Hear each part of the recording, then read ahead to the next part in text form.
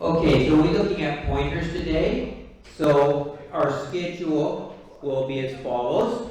I'm first of all going to discuss common mistakes in milestone 3, and how we deal with function calls function. And I'm going to give an example of a quadratic equation solution. This is not a milestone question, but it's similar to some of the questions on the milestone. After that, we will start with some theory of pointers and addresses. We'll then break. We'll continue with some more theory on pointers and addresses, and then we'll start to work on giving you some chance to do some coding and observing from general concepts, section 4 pointers, page 25. After that, we should have our second hour break. Then we'll have some closing discussion on pointers, and then we'll have a chance to retry milestone 2 and 3. Next week, we will continue to apply pointers to our 3 problems: gravity, root, and optics. And then we'll have a chance to start milestone number 4. Okay? Will be next week. Okay? First try milestone number 4. So that's currently today's plan. So first of all, I want to go through example work on doing coding a simple quadratic equation solution. Okay? And so first of all, so we understand what the problem is. I will type in a problem and we'll get started on it. So let's close this guy, open this guy. Oops, wrong one. Close. I want this guy open. Okay. All right. Again, working on our UML. So, but first I want to explain, oops, I don't want that. Okay, let's move this across, move this to here. Okay, so what problem do I want to show you today? We're going to work through the following question. Find the largest root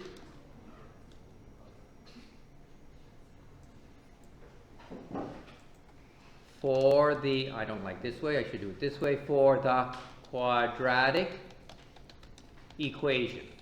As you know, the quadratic roots for a quadratic equation are, what is it, minus b plus or minus the square root of b times b minus 4ac divided by, right, and everything is over 2a, right?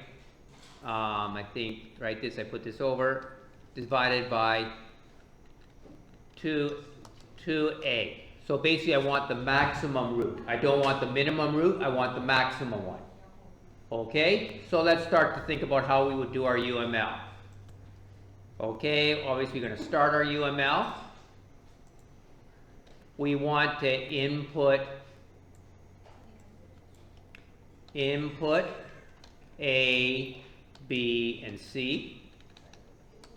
Right, that should be our first step. And I'm going to do a couple of UMLs, one which will be not ideal. Okay.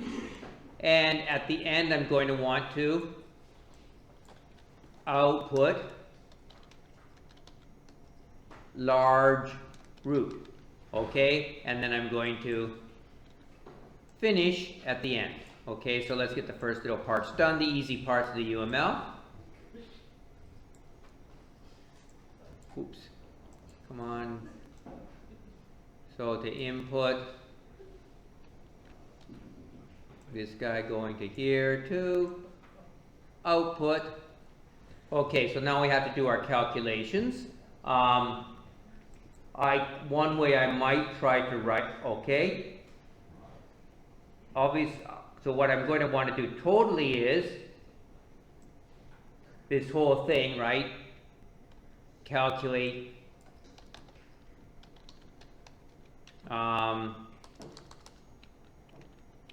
this thing, but I only want the plus root, so I don't want this negative one. I want the biggest one, so it's got to be this guy over 2a, right? So it's maybe I'll make this box a little bit bigger. That's what I want to calculate.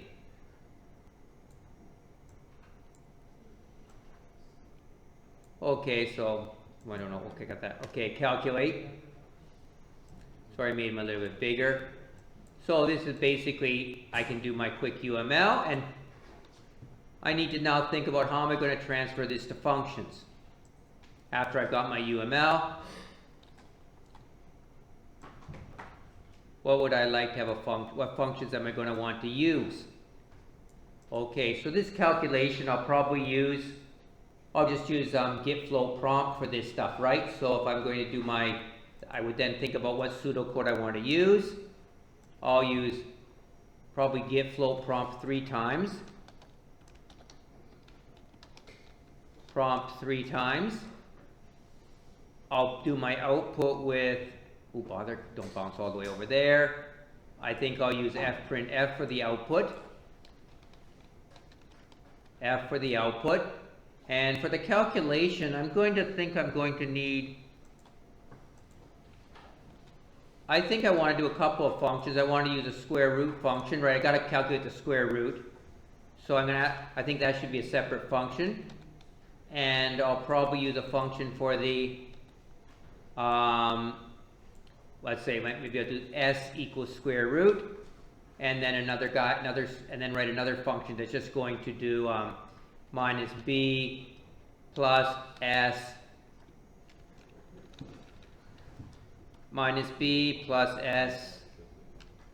over 2a, and that's what's going to be my answer. All right, so you can now start to see different ways that one might want to do this.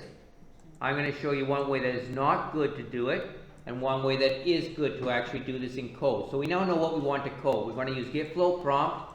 We need a square root function. We're going to need an answer function and an fprintf function.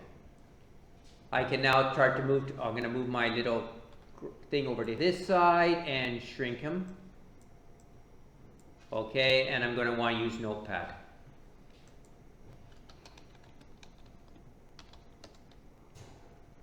Okay, come on onto the right screen, please. Thank you. Good. I want the whole thing. I don't want my PowerPoints there.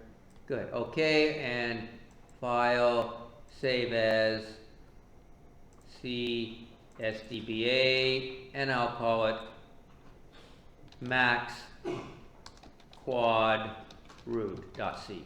Okay. Okay, and now I can start the code. I have my, okay, so what I've got here I should put my name of the program right here for useful. Max quad root.c, and for my own use, the date 2504.14 JDW. Okay. I'm going to need function prototypes. So the function prototype for git float prompt is going to be, I need to include jinlog.h. I'm going to need a function for square root. I can either write it myself, or I can include another math.h. I'll just include math.h right now, because if I wanted to look up here, I can see, let's see how it would go to the simplest way I would probably end up working this is, where's my, okay, find square root in C. Okay, square root in C, here's our example, use math.h, use function sqrt. Okay, close that. Okay, include math.h. Okay, because I'm going to, and finally, I'm going to, for my f, I'm going to make my function, another function here to do the answer. So that will be right here. So it's going to be double. Okay, that's going to be I want a double. It's going to return double, quad max, I'll call it, and it's going to need 3 variables, A, B, and it's going to need 3 variables. Let's call it double A, double B, double C, okay? And finally, I need fprintf, so I need to include standard input output dot h. Okay, so I've now got my function prototype for all 4 functions that I want to use. I can now start integer main void my conductor. And I need some variables.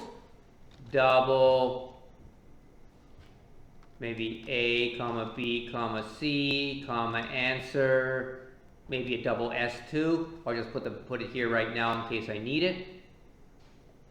So my first thing I want to get A, B, and C are my inputs. As my UML says, input A, B, and C. So let's get this across.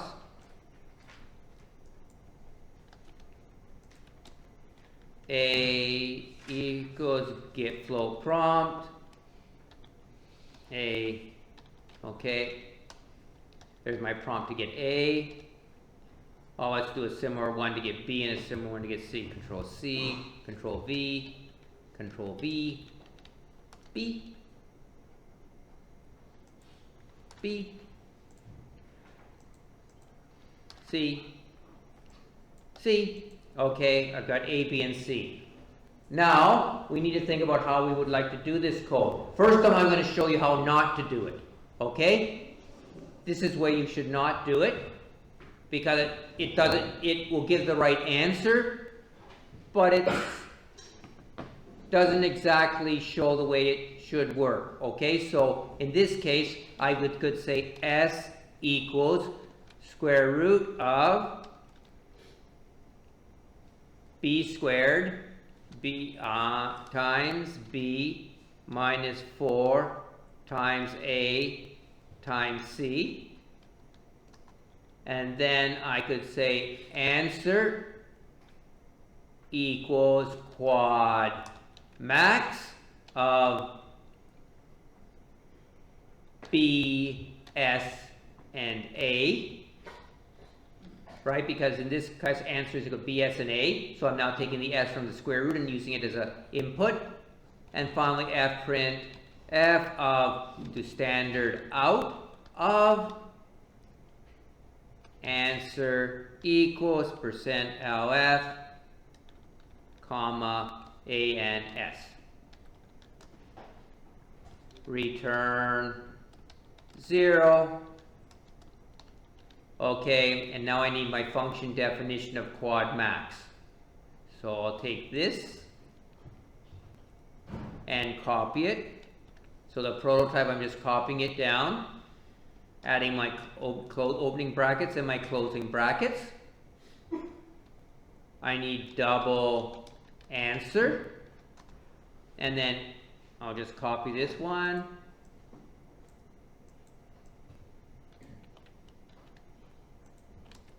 Answer equals minus B plus S over 2A, semicolon, return answer, and okay, this code should run, I think. We'll try it, since I'm never 100% sure.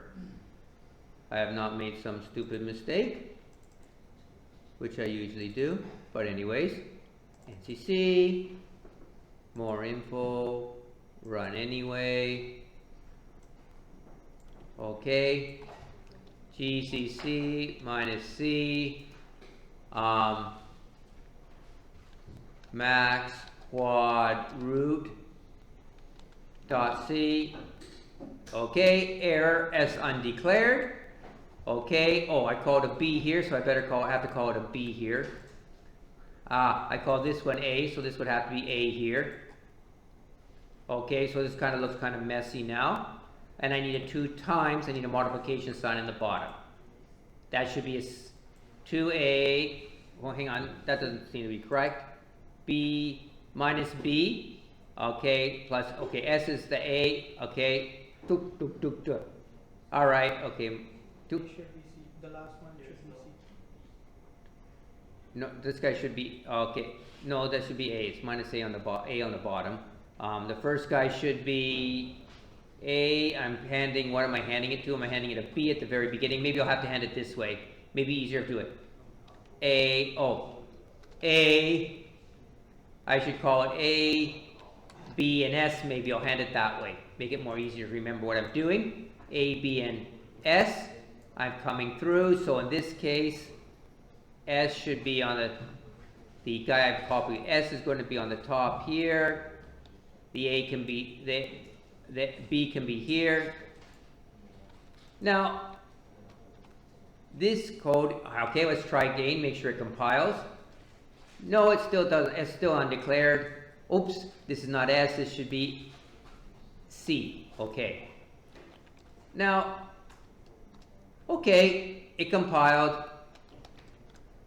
C minus wall max quad root dot o j in lib dot o. Okay, max quad root. What? File unused because linking is not done.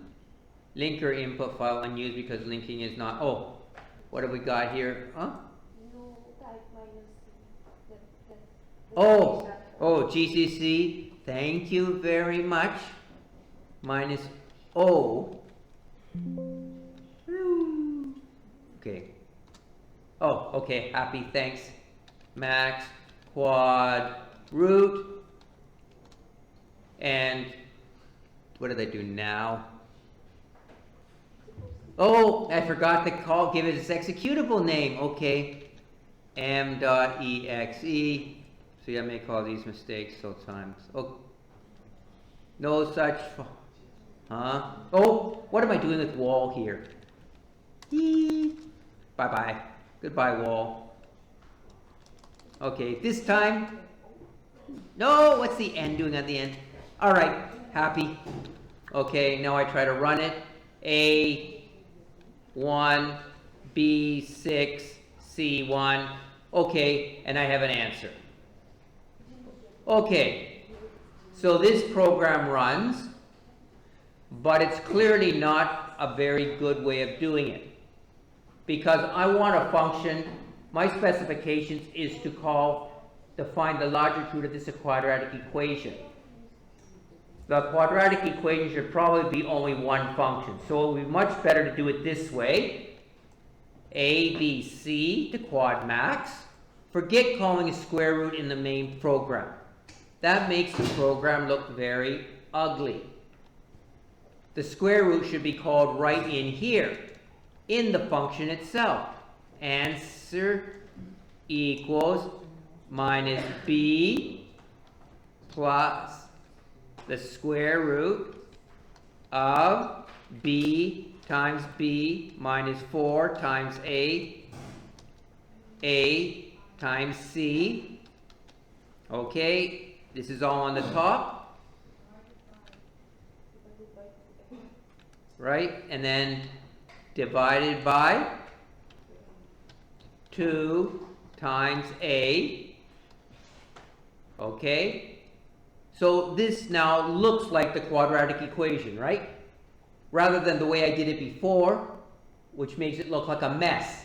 This one is very simple to read. Okay, input a, b, and c, get the maximum quadratic root, calls this equation, it calls the square root function. Okay, so we don't call the functions, we call this other function inside here to make it look nice, and let's make sure it compiles again. Where am I? Way back here? No. Yes. Now get the one that's correct of all these. No, I don't want, not that one. Okay, and it compiles 1, 6, 1. Same answer. Okay, correct. Okay, so this is the way I would try to work through it. Okay, try not to make any other. Oh, did I not save it? So maybe it didn't compile correctly. I didn't forgot to save it. Whoops.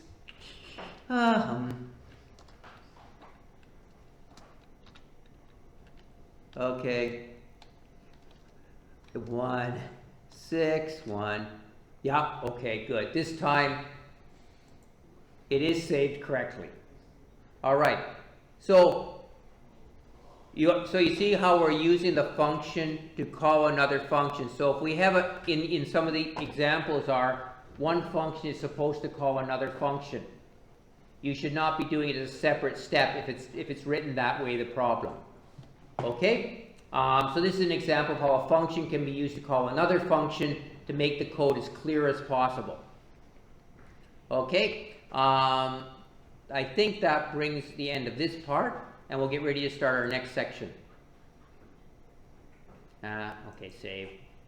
Okay, let's move on to pointers. Okay, first hour with theory of pointers and addresses. Okay, why do we need them? Okay, why do we need pointers and addresses? Okay, so basically, any programming language uses pointers and addresses. You just can't see them as clearly in Python. Python will try to hide them. Other languages try to hide them. In C, you can actually see them and how they are being used. So, why do we need? For example, let's look at our function here, double get flow prompt. Okay? It can only return one piece of information. It gets floats and it returns a double. It can only give us one piece of information. It can only return one thing or one number. Now, it might be nice to get two pieces of information at once. There are a few ways of doing this, but one, for example, we might want to get x and t at the same time for the following object. So we don't have to call get flow prompt twice. We might want to get the position of the lens and the focal length of the lens at the same time. Okay? With one function call rather than using two function calls. We might want to get the minimum XS and the maximum XB for root finder. Okay? We might like to do that as well. Okay? All in one function call. So, from what with variables, we cannot do that. Alright, so with variables, we cannot do this with one function call. Therefore, we get this idea of pointers comes in. Now let's think about how pointers actually work. We need to tell the function, so when we use pointers, we have to tell the function, where do you want to put where I want you to put the data that I'm getting. If I know where you put the data, then I can get it. Or I can have the function tell me, this is where I put your data, go there and look. Okay? Either or. In other words, we're exchanging addresses. Okay? And this requires pointers. So let's look at this way, different types of transfers. Okay, let's look first of all at the variable transfer method. Okay, that we've just been talking about using. It's a direct transfer or a copy. Okay? Here I have the number 8. Okay? What I do is I give the number 8 to this person, my other person. He divides it by 2, does something with it, divides it by 2, serves his answer as number 4, and then he gives me the number 4 back. Okay? So, if I was to look at it here, I take the number, or my piece of paper, or my number, okay? I give it to this person. He does something with it, and then he gives it back to me. Give it back to me. Okay? Thank you. Okay, this is the way we would work with the way we're been calling right now. I give the information to him, he does something with it, and he can give it back to me. In other words, the information one piece. Pointers is sort of like using a mailbox. We both agree. Hello. You're still here. Okay? I'm going to put anything I want to give to you, I'm going to put right on the table in this mailbox. So you need to come and pick it up from the mailbox. Okay? You do what you need to do with it. When you want to give it back to me, what do? Yeah, you put it back in the mailbox. And then I know where the mailbox is. When there's something in the mailbox, I pick it up. Okay? So, this way, I can also do other things. While he does that work, I can go and do some other calculations and then check the mailbox whenever I want. And find out, oh, it's arrived, or he hasn't finished. So we can think of it this way. Okay, 8, I put 8 into the mailbox. We're both looking at the same mailbox. He takes the 8 out of the mailbox. He calculates it to 4. He puts 4 back in the mailbox. And then I take 4 out of the mailbox. Okay? So it's not a direct transfer. Okay? This is what pointers is allowing us to do. And with direct transfer, I can only give one number. With the mailbox, I can put many, many letters in the mailbox at once. And you can take them all out, process them, and give them all back to me. That's why we're wanting to use pointers. So in this module, I am hoping to introduce the concept of a pointer. I want you to learn VP diagram representation of pointers. And I want you to know how to declare and initialize pointers in ANSI. So after this module, you should be able to write the VP diagram for a pointer, use pointers in a simple program, and finally, to choose the correct representation for a problem. And if my link is working okay, I should be able to translate into Chinese. Let's see if it does. Yes, okay, good, all right. All right, Alex can read this, not me.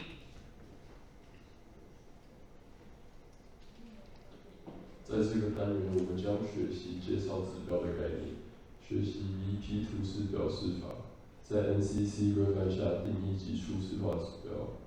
在这个单元之后，你将学习到会写的 VP2 指标系，在简单的程式下使用指标系，对一个问题能正确的描述。 Thank you very much. Okay, so everybody, so this is what we're trying to do. Okay, and I think I should be untranslate. Okay, good. All right. So that's our objectives for today. So when we're looking at coding overall, where do these fit in context of all variables and the way we store data in programs? Basically, if we're storing numbers in programs, at the core of any language, we have two things. Variables, which can either be fixed point, which means like 1, 2, 3, 4, 5, 6, 7, 8, or floating point, like 1 times 10 to the minus 8, 1.35 times 10 to the minus 12. That would be floating point. These are the variables. They hold information that's important to you as a user. The other thing at the core is pointers, which hold addresses. Based on these two things, we can then make arrays. We can also make records. They're the next level. When we have arrays and we have records, we can put arrays and records together to get arrays of records. We can put them together to get trees. We can put them together to get graphs. We can put them together to get queues, stacks, linked lists. All these other advanced ways in which we structure data for using in programming. But the core is just two things, pointers and variables being put together. Addresses and information. So let's move on. A pointer is simply a memory location that contains an address of another memory location and not a number, rather than a value or information. It tells me where to go to get the information, not the information that I want. Okay? So variables, they hold values. So it's a variable is a container that's going to hold a number, a value that's important to you, I hope. A pointer is going to hold an address. So an address of where to find the value that's important to you.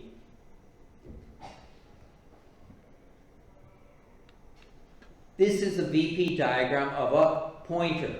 In a variable, remember, it had a name, but it had a number inside the box.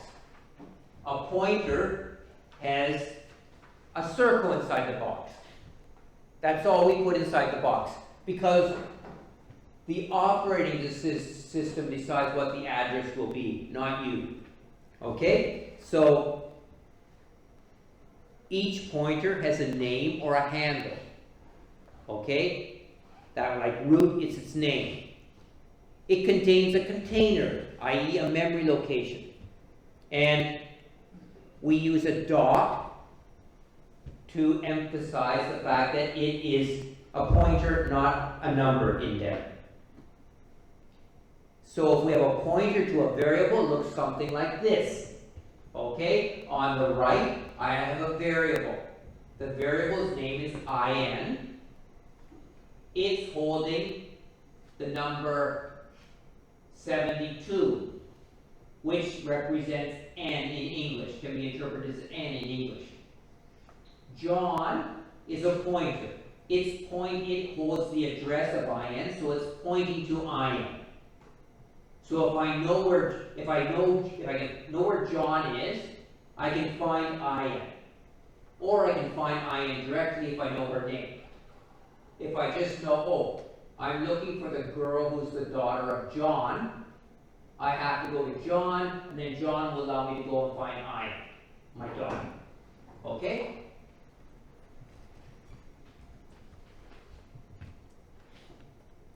So this is the arrow that connects. Just as in electricity, if the pointer is not going anywhere, we ground it. This is called a null pointer or a grounded pointer. In other words, it's not pointing anywhere. In a computer, memory locations start at 1 and go up until as many memory locations you have in the computer. A null pointer points at 0 because it doesn't exist. Okay, so this would be a null pointer, it doesn't point anywhere. Okay? So there's the ground symbol. So a null pointer points to the address 0, which does not exist, and it allows you to debug your programs. That's why we use it. Okay, this module's code declares variables and pointers, initializes variables and pointers, and prints each variable and pointer's address, and prints the value stored at each memory location. So we're going to look, based on this code, I'm going to try to answer a number of questions. How do we visualize using a VP diagram? What does the symbol ampersand and what does the star mean? What are the steps we need to take in using variables and pointers? How do we declare variables and pointers? How do we initialize variables and pointers? What does double star mean? Can we write double ampersand? How is memory allocated, and where would I need to use pointers? So these are all the questions I hope we can get from this code, and I'm going to give you a few minutes now to start to look through the code. Okay? Okay, let's start to walk through this first part of the code. Let's walk through the little first part of this little code a little bit. I'll try to do this. Okay. So we'll move across to here and start to walk through it. Okay. First couple of lines, I'm declaring two integers. One's Fred and one's Ahmed. Okay. The next line declares a fixed point Jim and places 3 in it, which you're familiar with, right? I think that's the same, yes? Okay. Next line is declaring a pointer. You can see the star. So there's my pointer, Zarina, is being declared. The next line declares, you can see what star Husna equals address of Ahmed. Ahmed is here, star Husna, so I'm putting the address of Ahmed into Husna. So I'm making Husna to point at Ahmed. and I'm declaring another pointer star star Poli. So there's another pointer stuck over here, Poli. Okay, so I've declared 1, 2, 3 pointers and 3 variables, 1, 2, 3. I now put the value, I take the value of 1 and put it into Fred. Okay, you can see here in the memory, Fred at location, memory location FFF0 has the value 1 in it. Jim at memory location FFF4 has the value 3 in it. Husna at memory location FFF8 has an address, FFF2, which is the address of Ahmed. The next one puts Ahmed equals 2. Okay, so we put 2 into Ahmed. And finally, we put the address of Fred into Zarina. So that means Zarina is here, FFF6. I want to put the address of Fred, that's going to be FFF0. So I'm going to put FFF0 here. So you can see now he's pointing to Fred.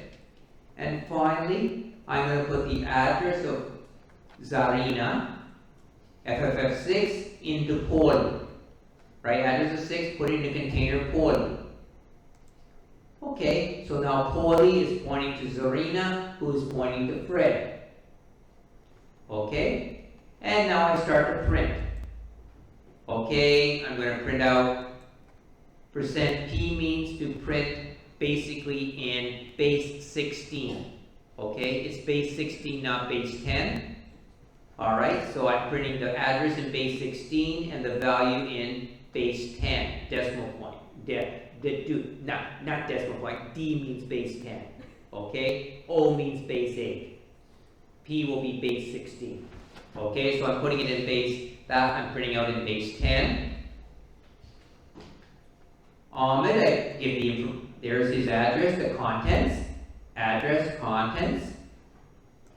I print the address of Jim and his contents, address of Zarina and her contents, address of Husna and her contents, and address of Poli and her contents. And then that's the end of the program. Okay, let's move this guy out of the way. And here we look at the output again. This time I'm showing the output of the program in 2 different operating systems. The top one is the same code running, it's a code running on Arduino. Okay? You can see the addresses are shorter, only 16 bits, FFF4, FFF2. This is running on Windows 64-bit, so the addresses are much, much longer. Okay? They're 64-bit addresses, not 16-bit addresses. So if it was 32, it would have this number. 64 has the 8 long addresses. So we can see here the contents, memory location, and a pointer is holding an address. Okay, so questions. How do we visualize in VP diagram? I think I've already sort of answered that. What do these things mean? How do we declare, etc., etc.? Okay, let's go. There's our visualization with a VP diagram. And we can also do that in actuality, okay? So I can declare, okay, let's do something more active a bit before we're up. Okay, come on. Okay, Fred, you're Fred. This is Fred. Say hello to Fred. Please come. Okay, please stand here, Fred. Okay. Okay. We also need to have Ahmed. Ahmed, come forward, please. Thank you very much. And where's Jim? Jim, what? Jim. Jim. Okay, Jim. Thank you, Jim. Yeah, you can touch me, Jim. Okay, Jim, why don't you just stand back there? Do not stand over here. Jim can stand over there. He is 3. Okay, Ahmed, you can move over here a little bit. Okay. Now, I declare Zarina. Zarina. Okay, Zarina. Okay. Amy, you can be Zarina. Amy, Zarina. She's a pointer. Husna. Husna. Okay. So, Husna's a pointer. Come to the front. So, pointer. So, as a pointer, okay. So, you got to point. Where are you pointing? I'm asking questions like what do you think about the TAs? Ahmed. Okay. Okay, you're pointing at Ahmed. So let's see.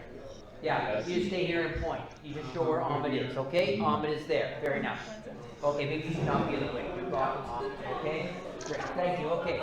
Okay, keep pointing at Ahmed, thank you. Yes, okay, and we have Paulie, okay, Martin. Okay, Paulie is here, you can stay over here. That's okay. All right, Paulie is here. Where are you sitting down for? You're still here. All right. Now, what am I doing? I am giving,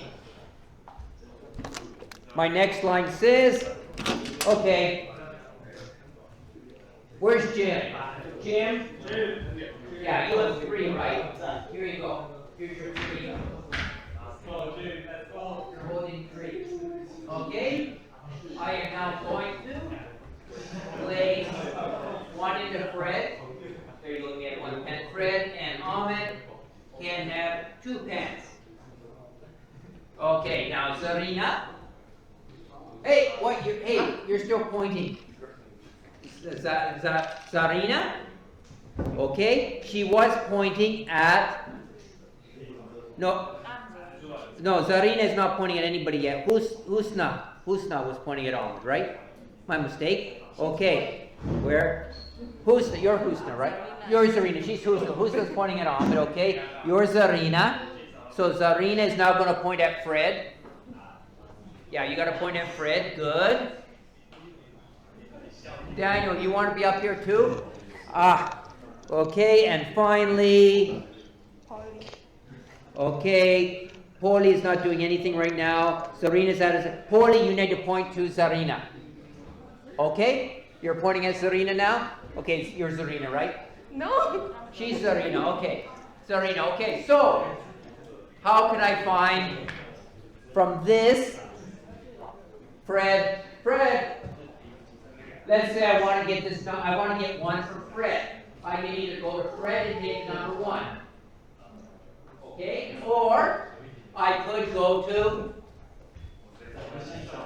I could start here, way back here at Paulie and say, Paulie, I want to find Fred. Where should I go?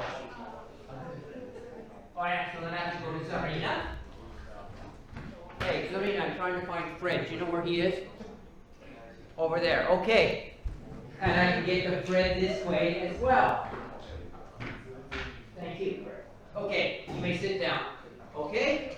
So you see we start to move people around a lot and go this way through. Now you may think this may not be that useful yet, but we will be seeing it. Okay. All right. Now let's look at some questions. Okay. Thank you very much. Okay. This symbol, ampersand symbol, returns the address occupied by a variable or a pointer. So if I put this sign in front of any variable or pointer's name, it will tell me where that variable or where that pointer is. It will return the address.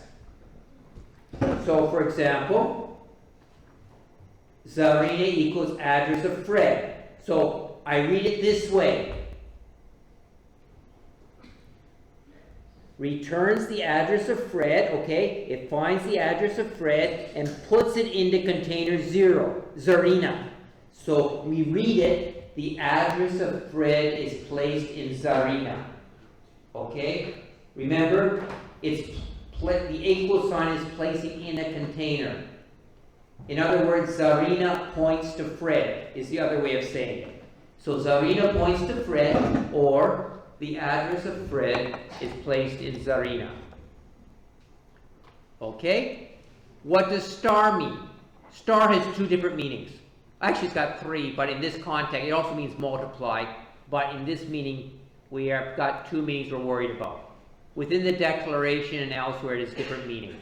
Within a declaration, it says a pointer is being declared. I.e., long star Zarina says, I am going to declare a pointer. Zarina will point to a variable of type long. So long star Zarina means Zarina will point to a variable type long. Okay, sorry, int is wrong. Okay, it should be long. Okay.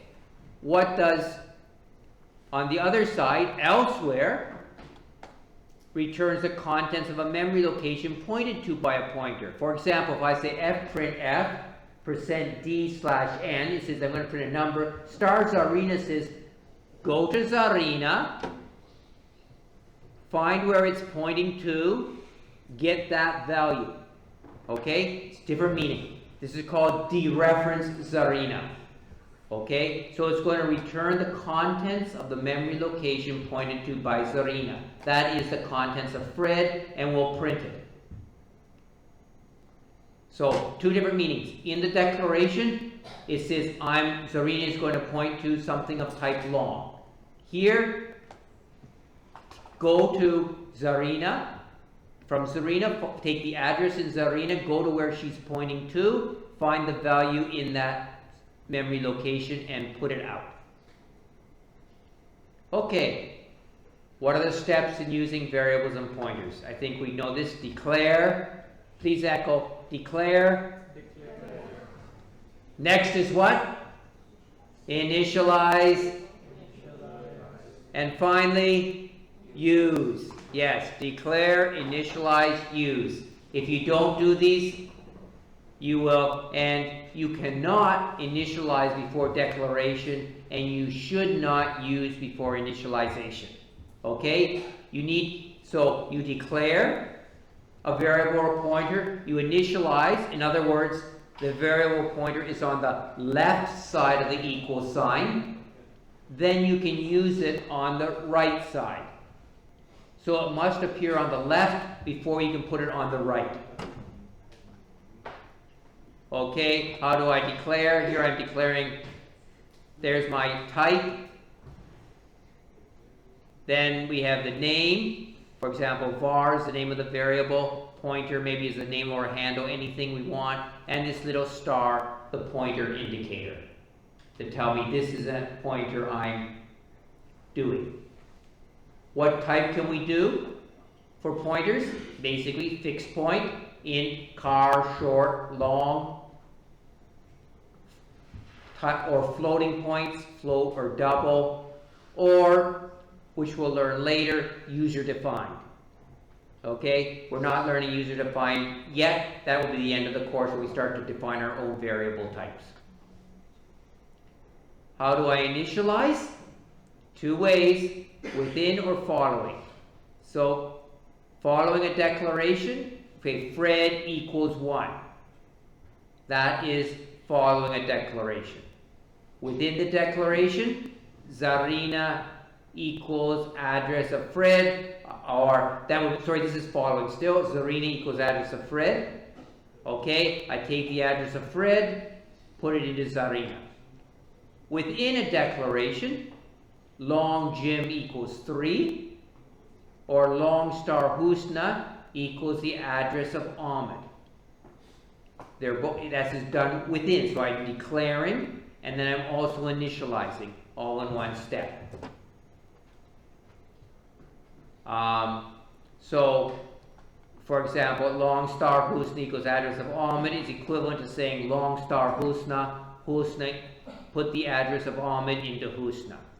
Okay, so this, the way the computer sees this is these two lines. Okay, it sees it as two separate lines. First of all, a declaration line, and then put an address of Ahmed into Husna. Null initialization. Long Fazli equals 0. That makes Fazli, puts 0 into Fazli, or long Azura equals null, puts 0 into that. Okay, at this point we're going to pause briefly, and we want you to do a survey. Please remember to enter your student ID. We'll also use for attendance today as well. So Rahim has a short survey for you to do, and I'll let him take over and put his survey up. So please, okay.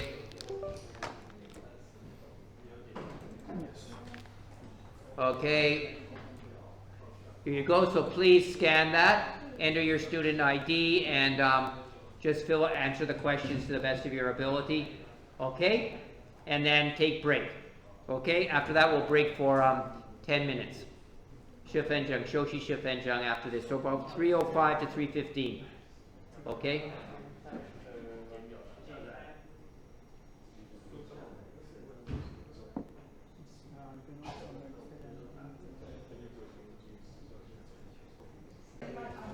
Okay, let's come back. Okay. Hello. Hello. 我们回来吧。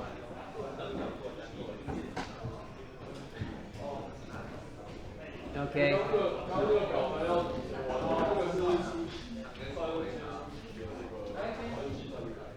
Okay. All right. Okay. Okay. Hi. Okay. Okay. So, guys, hello. Okay. Can we get started so we can continue on? We all would like to finish everything by 6 o'clock so we can go home. Probably we want to go home more than you do. Maybe. I don't know. Alex does at least. You want to go home at 6 o'clock? You don't want to stay till 7? No, he doesn't want to stay to 7 either. Neither do I. Okay, neither does Rahim. Okay, so, all right, we talked about initialization. Putting up, so when you initialize, what you're initializing, the container you're initializing goes on the left side. What you're putting in it goes on the right side. For the variable, it's a number. For a pointer, it's an address. Okay. And we showed how you can initialize and within and declare together in one step. And we discussed no initialization is something you should usually do. Make your variables 0 and make your pointers no pointers. This is also 0, but by convention we write NULL. Capital NULL means no, it means 0. So for pointers we always say NULL. It's convention. Okay, so it's the way people do it. Like it's a protocol, it's not like right or wrong. So if this means it's going to, and so the contents will be still 0, 0, either it's 1 0 or 4 zeros, it's still 0. Okay? And so initialize all variables, and a pointer randomly pointing is dangerous because you actually may overwrite part of the operating system or something like that when you're running your program, and it causes everything to crash. I have this problem once when I'm programming in Japan. I knocked out a computer system by accident, programming, and my supervisor was very angry since he had to come in on the weekend to fix it. Okay, so I shut everything down, so that was not a good idea. So be careful with your pointers. All right, initialize all pointers, initialize all variables. Okay, star has two different meanings also within a declaration and elsewhere. Within a declaration, it means your pointer is going to point to a pointer. So poly, star poly meant that poly will point to a pointer, which is Zarina, who will then point to Fred. So how many stars you are away from Fred is how many stars you get. So long star poly is actually this poly here pointing to Zarina, who's pointing to Fred. Elsewhere, okay, so it declares that poly will point to a pointer that points to an int, okay, or a long in our case. So two arrows will separate poly from Fred, from a value that's holding in Fred. Okay. Poly may point to Zarina, but poly may not point to Fred. Okay? Poly cannot point to Fred because she's star. She has to have an address between her. So if I said put the address of Fred into poly, that would be an error. Okay? And elsewhere, if I want to print star poly, it says, okay, go to poly, go to the address in poly, go to one address that's held in the address that Poli's pointing to, go to that address, print the contents. So star Poli basically says Poli, Zarina, Fred, 1. So you're bouncing as you get away down to Fred and print the value that's in Fred. Okay, and so we can, by percent D means you want to print it in base 10. Okay, can I write ampersand, ampersand? No, you can't. Well, the address of Fred is unique. An address of Fred could be whose, for example, in this case, the address of Fred is a unique point. But if I put another address in it, it makes no sense. It could be Justa, Zarina, or June if they're all pointing at Fred. Okay, so it's no meaning. Ampersand, ampersand is no meaning. How is memory being allocated here?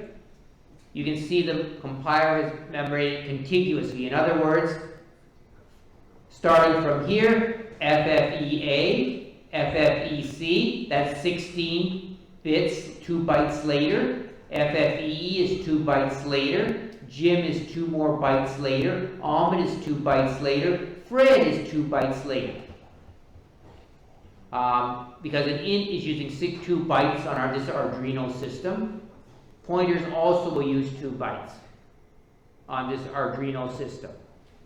Okay, both of them are using 2 bytes.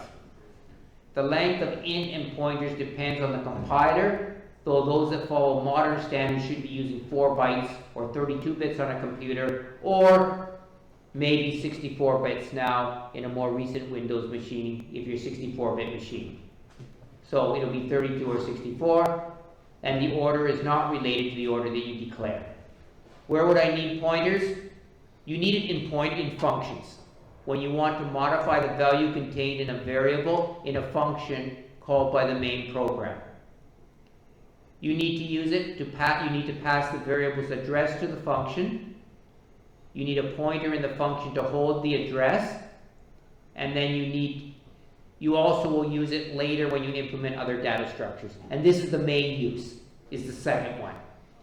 And we'll see examples of this when we talk about arrays and records, and arrays of records, and anything else we do in the follow-up course, if you decide to take it. Okay, some pointing now. Okay, see this? I want you to discuss with a couple other people around you. Given this diagram, try to answer some of these questions. First question, is triple star Rachel valid declaration? Can I write this? Int star Rachel. Is it a valid declaration? 2, yes or no? Yes. If so, what can I point Rachel to? Where can Rachel go to? Poli. Correct. Very good. Yes and Poli. Very good. Okay, next point, discussion. Discuss with a couple of people and then I'll ask you. Okay, write that, discuss, and then I'll start to ask you. This is the memory location. This is a Windows 32-bit system. I showed you earlier a 16-bit Arduino system and a 64-bit Windows system, how the addresses look. This is a 32-bit Windows system, how the addresses look. And for Rachel, Poli, Zarina, and Fred. Okay, now, what do these things print? Okay, I'm going to give you about 4 minutes to discuss. There's our VP diagram. What is this going to print?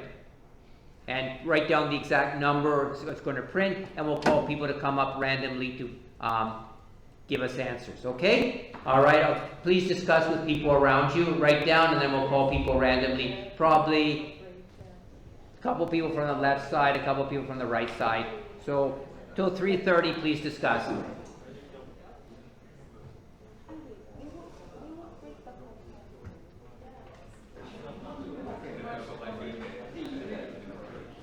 Good. And ADAP448. Yes. Okay. Okay. All right, let's continue. Everyone seemed to get this quite well. Okay, you may sit down again. Thank you. Did a good job. Okay. Notice one thing you want to notice here, okay, pointer options, let's get my laser pointer. Okay, note, this in 32-bit system, the addresses are separated by 4 bytes, not 2 bytes. You can see each of them is given 4 bytes of memory, not just 2 bytes of memory, each of our numbers. Okay, because it's a 32-bit system, so it's, each of them is given 4 bytes of memory. Okay. Okay, let's move on to the next one. Okay, everyone got them right, so let's continue on. Okay. Point 3. Okay, I have this. There we are. Okay, and what do I want to do? I don't know what I want to do there. Okay, now I want you to open your workbooks to General Concepts, Section 4, page 25. Section 4, page 25. Okay, workbook, Section 4, page 25.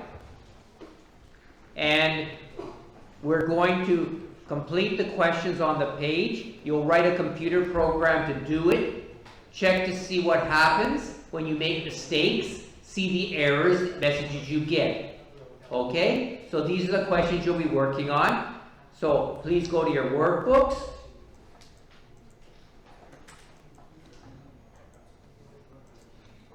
Okay? Complete the questions on the page. When you are complete, have the TA stamp them. The TAs will be coming along, helping you. If you have questions, please ask me, ask TAs, etc. So I'm going to stop sharing the screen so you guys can, because you'll be working on your workbooks from now on until break time. Okay, until the next break, we'll be doing that. We'll see how long it takes for everyone to finish it. And if we need more time after the next break, we'll keep it. If not, we'll continue on.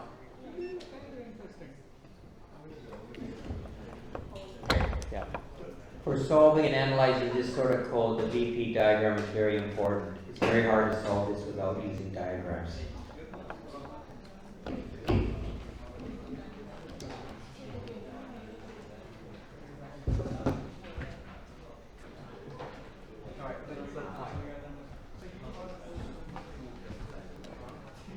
So you can download the PowerPoint slides. If you're having confused on it, you can download PowerPoint slides from the website. So there's a link to all the PowerPoint slides for today's class. You can just download them if you want to look at them.